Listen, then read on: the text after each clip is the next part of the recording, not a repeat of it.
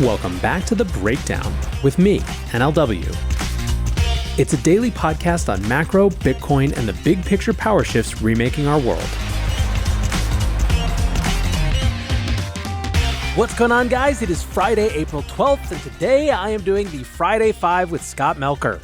Before we get into that, however, if you are enjoying The Breakdown, please go subscribe to it, give it a rating, give it a review, or if you want to dive deeper into the conversation, come join us on the Breakers Discord. You can find a link in the show notes or go to bit.ly/breakdownpod. Hello, friends. How's it going? This has been a crazy week. I know a lot of you guys know that on Wednesday we launched Super Intelligent. It's a new platform for learning how to use AI. By the way, if you want to check that out, go to bsuper.ai. I would love to have some breakers over there. And if you need more information, shoot me an email and I will tell you all about it. But between that and then some last minute travel earlier in the week, we are going to have a photo finish this time. And so I am moving up the weekly recap, which I usually put out on Saturday, and which is, of course, the live show that I do with Scott Melker every week. We're going to move that up to today's show on Friday. You'll hear in the conversation that in many ways, I think that this week reflects almost the crypto industry catching up with itself. At the beginning of bull cycles, there's always a Bitcoin narrative breakout moment, and then the industry resolves to some set of focuses that are exciting to internal-facing people, to enfranchise crypto users. In the past, it's been things like DeFi or NFTs. This time around, it appears to be RWAs, and there are a couple other contenders. And the vibe is definitely that that part of the industry is coming into prominence right now, as Bitcoin happily sings around $70,000. Anyways, we discussed that, as well as the SEC going after Uniswap. It's a great conversation, so let's dive in. I went to Paris on Sunday, came back on Thursday, never looked at a chart, and it seems like everything was exactly the same. It's a good way to be. Save the watching for when things are going crazy, you know? Yeah, so that was a good time to miss, I guess. But yeah, Bitcoin's still trading at $70,000. I don't really see a reason for people to be panicking, but it seems when I read comments that we have a little bit of those early time-based capitulation situations going on where people get bored and start to get bearish. There's a lot of that, I think, happening sort of more broadly. There's a macro corollary, I think, right now as well. Okay, well, first I want to talk about the big prediction from Tim Draper, 250,000 Bitcoin.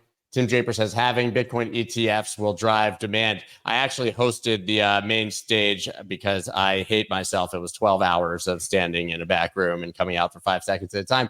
But Tim Draper was the first person that I announced. He came out on stage, talked about his history, and then did a 10-minute song he had written about Bitcoin, reading the lyrics from his phone, which was some cross between rap and performance art. Tim is quite a specimen. Last time I saw him in person, he was actually singing Backstreet Boys karaoke at Satoshi Roundtable in Dubai. But he thinks we're going to $250,000 this year. I don't think so. You know what's interesting about this? Relative to a Tim Draper prediction, this one is less farther afield relative to where other analysts are than some we've had in the past. You know, like it still definitely marks the high end, I think, of estimates. But, you know, you've got estimates from some of the major trading firms and banks that see it going up to 150K. Now, obviously, none of those houses are willing to sort of put a firm stamp on that or something. But, you know, Tim only being, 70, 80% above the top of someone else's estimates is actually, pretty reasonable for his standards. I agree. He's been having these predictions year after year after year, but I don't think $250,000 next year would be viewed as unreasonable by most people. So I think it's just a matter of timeline and really not a matter of price. If you look at how Bitcoin moves cyclically and the percentage gains that you can see. Speaking of Bitcoin's seen below 20,000 in consumer survey by Deutsche Bank. 1/3 of people they surveyed thought it was going below 20,000, even to zero by the end of the year. So when you ask retail what they think is going to happen, we have quite a few people. I mean, you dig into the chart here, very few people think it's going up by the end of this year. If you're just asking a random person that Deutsche Bank surveyed, this to me means that Tim is more in line with what's likely to happen than not. If you have the retail mainstream herd thinking we're going below 20,000. Yeah, I mean, it certainly shows that the persistence of negativity is stronger in the retail sector than it is in the institutional sectors, which probably was predictable. in the sense that, if you dug in even during the sort of depths of the bear markets, a lot of the institutional players were still gearing up for a future in which Bitcoin and crypto were going to be a part and play a major role. Like BlackRock didn't just come out of nowhere, right? They probably never stopped thinking about these things, even if they didn't, they weren't screaming about it for a few months there. Whereas, from a retail perception standpoint, I think a lot of people, there's a set of events that happened in 2022 that just, convinced them that the whole thing was a wasteland, and that is not going to be peeled back without a lot more evidence. And listen, we talked a lot before it happened on what would be the catalyst for getting people to pay attention again. Would it take really hitting a new all-time high? Certainly, a new all-time high, above 69K brought more attention and more excitement, but I don't think that it's really cracked the nut on the broad-based sort of retail perception. Perhaps it's the audience and the people that were speaking at Paris Blockchain Week versus a all Bitcoin conference, but I can tell you anecdotally that very few people were talking just about Bitcoin anymore at large conferences. It seems like the audience, the people have really moved on to what's being built in other places, extremely excited about, RWA and DPIN and all of these things really seems to be the crux of it. I think that the community, at least, is moving on from Bitcoin as well. Not that they don't care about it. I think that it's just solidified such a narrative. There's not that much to talk about. And it seems like people are really coming out of the woodwork and not afraid to, go against the Bitcoin only crowd at this point. Yeah, I think that there's a very natural cycle that's tended to occur where it's, sort of Bitcoin leads, something else gets like the other people who are enfranchised excited. And I think one of the things that was a little bit different this time is that Bitcoin got out to a slightly faster lead than it might otherwise have because of the ETFs. So that was all sort of, compressed forward maybe 6 months. And so, the time scale between that big sort of pop and, the enfranchised community talking about other things has perhaps felt like a little bit more laggy, with Bitcoin having a little bit stronger legs than in past cycles because of the ETF. But is inevitable. Like there's a huge portion of the crypto industry who are focused on lots and lots of different things, and it's been a question about what are the things ultimately that are going to get them excited this cycle.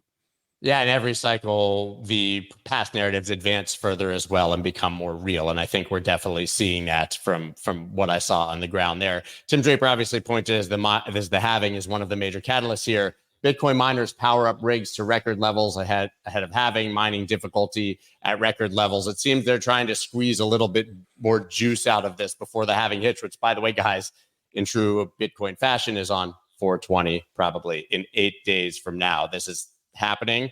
It will come and it will go, and then we will have something else to talk about, I'm sure.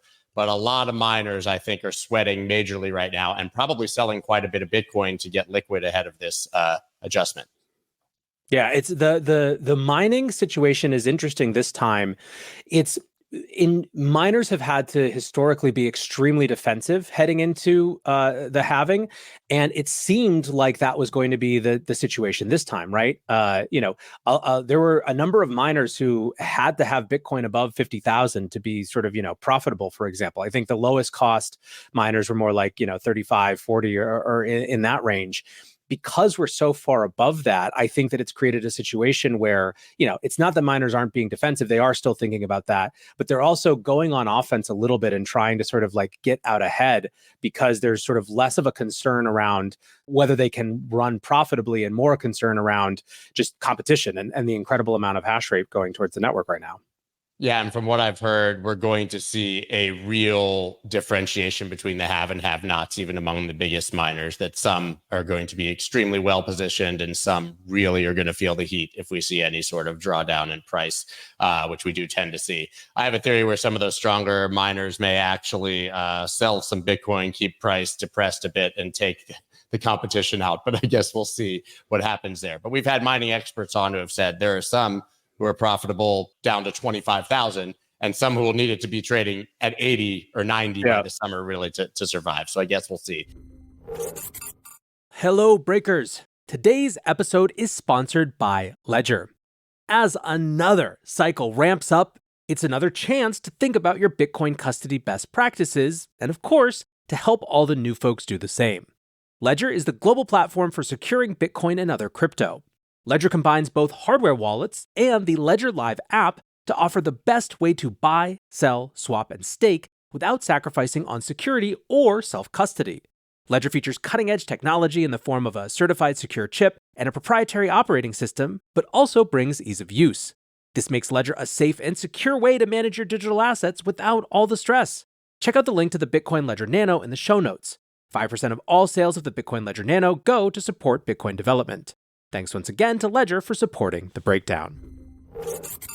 Hello, Breakers. Quickly before we get back into the rest of the episode, you guys might have been following along my journey with the AI Breakdown, which is a very similar show to this, but for the artificial intelligence industry. One of the things that I found as I dug into that show is that there was a huge need for better educational resources that were actually practical and useful right away. I've just announced a new company and platform called Super Intelligent that's trying to build exactly that. It's a video platform for learning AI that features fun, fast, and immediately useful video tutorials. Each video tutorial is around 5 minutes and comes with a step-by-step how-to that gets people actually using the tools that we're talking about. We've just gone live with more than 300 tutorials and are adding 30 to 50 more per week. To check it out, go to bsuper.ai. That's bsuper.ai. Can't wait to see you guys over there.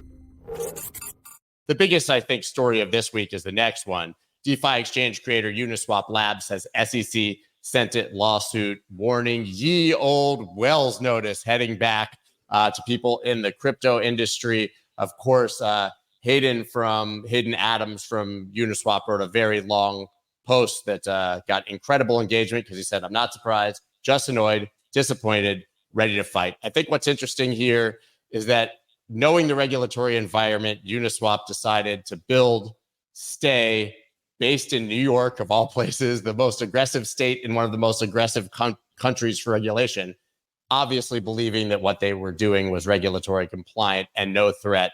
But here it comes. This is the biggest attack likely on DeFi, assuming the SEC follows through on this Wells notice, which is effectively telling you in advance that they're recommending an enforcement action. Yeah, I mean, listen, the choice to build in New York suggests to me not only a conviction around the legality of what you're doing, but also it's courting the fight. You know, this has been telegraphed by the SEC for years now. I think the only thing that's surprising is that it's taken them this long to take some dramatic action. You know, they've used phrases like so-called decentralized finance for, going on 3 years at this point. This was always coming. And I think it's good that the crypto industry is geared up to fight these fights. We were never, ever getting out of DeFi without this fight happening in courts, even probably if there had been comprehensive legislation or something that tried to take this on. There's still so many nuances that are going to be figured out. We don't know yet the nature of the complaint, and I think that'll shape a lot of what will happen here, right? Are they going to focus on Uniswap maintaining a front end, right? Because that's very different than some of the other things that they could choose. So, I think that the next shoe to drop is actually the most important one when it comes to understanding what the nature of the fight that DeFi has to have is. But, this was always going to be a fight at some point or another. And, at least the war's here now. Have you seen any predictions or information as to what that may be? I wouldn't be surprised if this simply ended up being your listing and selling unregistered securities follow up to what we've seen with Coinbase and Binance. But I guess it could go much deeper than that. Yeah, but I haven't seen it. It feels to me like right now people are doing less predicting exactly what it's about and just articulating all the different things that it could be about. It's sort of all the things that people have wondered about, with DeFi in the past. Interestingly, I think that everyone in the industry loves Uniswap. So, you had some people who maybe are critical of Coinbase and cheer for the SEC Bitcoiners. There's certainly people who are extremely critical of Ripple and would have liked to see them lose. I don't think there's anyone in this industry that wouldn't back a fight against the SEC on behalf of Uniswap and DeFi specifically. I think it's also important to note, as Hayden said, the fight will take years, may go all the way to the Supreme Court, and the future of financial technology in our industry hangs in the balance. If we stand together, we can win. I'm very curious to see what happens, how fast this hits. We know how fast it will take, but if this drops ahead of the election and what would happen if we see regime change or change at the SEC, because this seems like a very Gary Gensler thing to do. And if there's no Gary Gensler, the thirst for this fight may not be there in the SEC in the future. Yeah, I think a number of people commented like, they're picking fights with extraordinarily dedicated and well-capitalized teams, which is, something of a question from a strategic standpoint. I agree that I think that if there is a shift, that could definitely diminish the appetite for this fight. But, I think that one of the things that we need to keep in mind is depressing the industry, creating uncertainty, sowing discord and questions, and getting people to think twice before they start projects in the US, I think is part of the intention. Sure, they would like big crashing legal victories, which shut things down and which affirm their way of looking at things. But I don't think they mind when it's just they're slowing things down. I think that they view that as a partial victory. And so you see, a lot of folks have been recommending that if you're going to build anything in DeFi, you get out of the United States. It's not that it's bad advice, but I think it's exactly the advice that people like Gary Gensler are excited to see. They don't want to deal with this. The idea that like if it's here, we get to regulate it better. They don't want this on their plate at all. I think you're absolutely right. And now that I think about it a bit more, I think that's exactly what this is about, because the sentiment when the SEC came after Coinbase and Binance over a year ago, almost now, was everybody in the United States is leaving, every hedge fund's leaving, every project is leaving. That changed. And I'm sure the SEC saw that there was a lack of fear of the SEC over the past few months. People were coming back to the United States, starting to say that this was a good place to build. Going after DeFi in the US makes it very, very clear that they're still not welcome. Absolutely. Yeah, I think you're absolutely correct. The next story we have, Republican Senator Tillis calls for light crypto regulatory framework ahead of presidential election.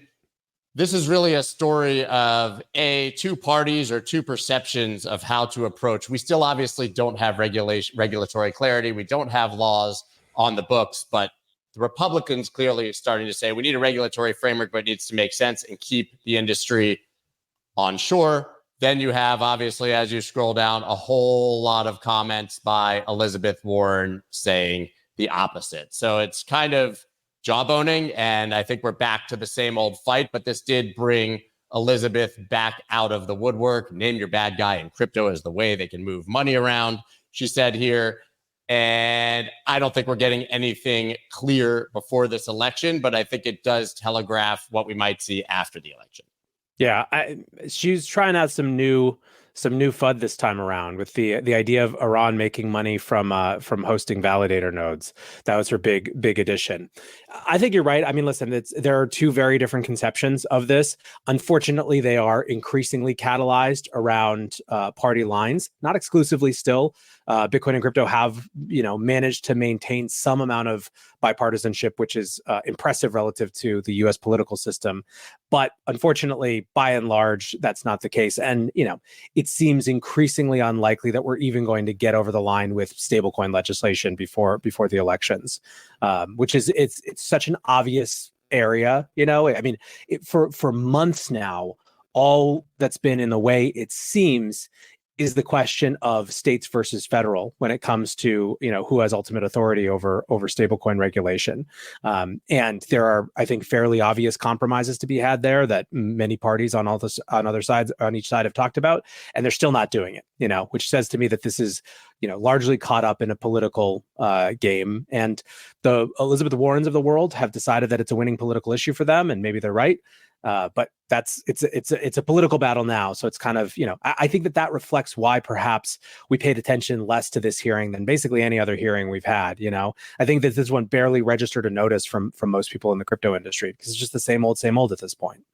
Yeah, it is the same old. And I think it shines a bright light on the difference in approaches, both legislatively and regulatorily, from different jurisdictions all over the world, right? I mean, I can point to this right now. Hong Kong could approve spot Bitcoin Ether ETFs as early as Monday. So this was China, right? Who banned everything, hates everything. We may get an Ethereum spot ETF in China or Hong Kong, which I know is slightly different, this week, right? And we're still having the same conversations in the United States. I had actually two really interesting conversations, two fireside chats in Paris that I hosted. One was with Jan van Eck, which was the first day of the conference. I sat down with him and he said, listen, the United States regulatory environment is a disaster. Ethereum spot ETFs, very unlikely. We don't have any clarity. We don't have a friendly regulator. It took a lawsuit to get a Bitcoin spot ETF approved. The next day, I was asked last minute to sit down with Verena Ross, who is effectively the Gary Gensler of European regulation. She's the chair of ESMA. Seems like I would be the last person they would want to sit down with a regulator and have a conversation. But interestingly, Van Eck had said, listen, the regulatory environment in Europe, we're sitting here in Paris. That's why we're here. It's great. It's friendly. And then I said to her, Jan Van Eck said the United States is lagging. Europe is very friendly. And she was very quick to say, I would not call the regulatory environment here friendly. She's a massive critic. She's the head. Europe is slightly ahead, but it's very clear that we're now seeing the United States behind, Europe somewhere in the middle, but still very slow, and then an absolute boon in regulatory arbitrage in the United Arab Emirates, Singapore, and other jurisdictions all over the world. Yep. And so I think that to your point before, there's just no reason to attempt to even do any of this in the United States right now. Yep. It is what it is, I just thought it was very funny that Van Eck said they were friendly and she was the person he said was friendly, and she then said, we're not friendly. Crypto traders, 110 million haul was not a theft, lawyer says. Mango Markets is back. Of course, this is Avi Eisenberg going to trial here. Is there anything left to unpack in this story that we didn't see before? I mean, I think that this is another consequential story for DeFi in terms of the implications for, how debt is handled on these platforms and how smart contracts interact with the law. I mean, it's really a live fire test of some of the principles here. Now, it may end up amounting to nothing because what they decide is that he did sort of a new variety of old garden variety crimes, but there could be a number of ways in which I think it becomes a little bit more consequential for what you can and can't do. I think to me, it's just more a part of the larger reconciliation that we were just talking about that, again, DeFi was always going to have to go through. There was no universe in which DeFi was going to get to just like exist in its little orbit and be this, financial playground that was totally walled off. The fact that it got to do that for about 4 years is insane. And I think reflective of just how insanely high the barriers to entry were, that it was mostly just enfranchised people who knew what they were doing that were playing around in there. But that's no longer that time. And it's just a thing that we got to go through. Yeah, just interesting the defense that he made from the beginning and that his lawyers made. If people remember when this happened, he openly came out and said, yeah, I did this. It's totally fine. Yep, exactly. So it's in the code, right? If I'm just using something that's publicly available to everyone to make money in this market, why am I wrong?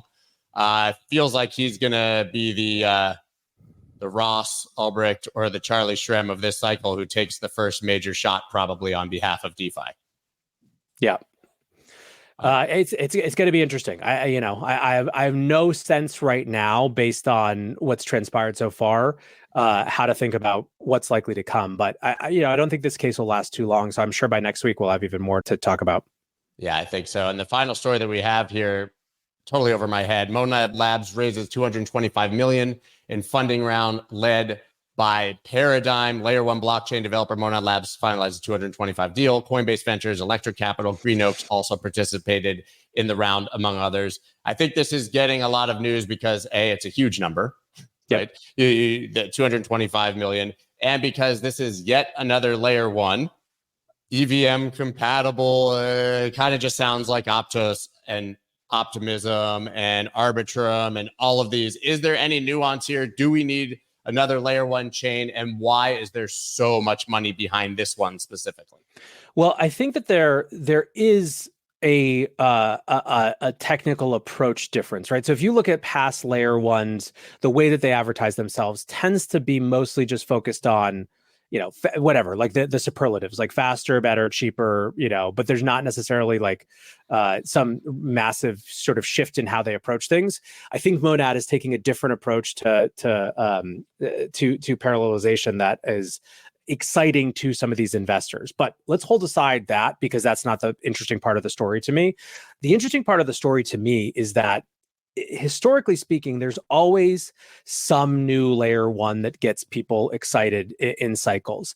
And I actually think that Aptos and Sui have been fairly behind the previous 8 ball with that in terms of just what I would have expected.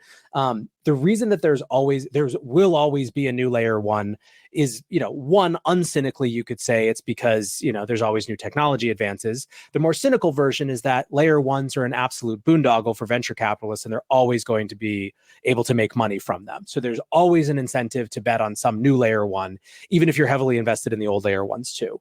But going back to the more meta contextual point of this cycle, I think that Solana's resurgence actually stole a lot of the thunder from what Aptos and Sui might have otherwise been able to capture from an attention standpoint. Usually there's sort of some influx of people to whatever that hot new layer one was, but it was almost like Solana got reborn this cycle. Its price dynamics were reborn. There were people who were sort of coming out of the woodwork to build on it.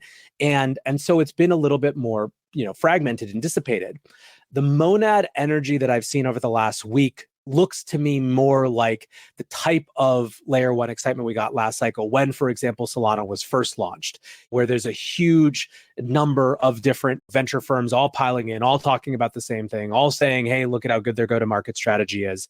Although I thought one of the best comments that I read about it was Jill Gunter, who said something to the effect of, I keep reading from venture capitalists that Monad's go-to-market strategy is amazing and perfectly executed, but it seems to me that their go-to-market strategy is just venture capitalists saying that their go-to-market strategy is really good. And I think that that's actually kind of reflective of where it's fitting in the cycle. And again, that's no hate on them. It could be a true innovation that's really important. But that's to me, the interesting thing about it is sort of more what it reflects of the cycle. It's almost like we are catching up now to things that I would have expected to see a couple months ago, as sort of Bitcoin started to take off. We're finally kind of like, aligning into this piece of the cycle where, the crypto folks get excited about crypto-y things. I just find it hilarious that at the depths of the bear market, we had so many people saying it'll be different next time if we get another cycle. People have learned from all of the FOMO and insanity, and we're not even to the halving yet. And we have historic volume in the meme coin casino. We have 220 something $1 million raises for new layer ones. We have all the big venture capitals raising huge funds again. It just proves that humans are going to human and nothing is going to ever change when there's so many opportunities to effectively make free money in this space for VCs and the others that get early access. Yep, absolutely. All right. Well, that's all we got for today. Glad to be back. Everybody follow the breakdown NLW. We will definitely be back next week once again. Are you going to Dubai? I FOMO'd into Dubai while I was in Paris. I was refusing to go. And then I got enough bullying and 24 hours had instant regret and almost canceled it because I just knew it would mean I was going to sit at dinner with 30 dudes every single night listening to conversations about their projects. I'm not going, but I can't wait to hear about all 30 of those projects when you come back. Well, it will be my last day and I will literally be leaving Token 2049 to do our stream because it'll be late in the afternoon. So I'm sure I'll have a lot of hot takes to share. All right, guys, that's all we got for you today. We'll see you next week. Thank you. Bye.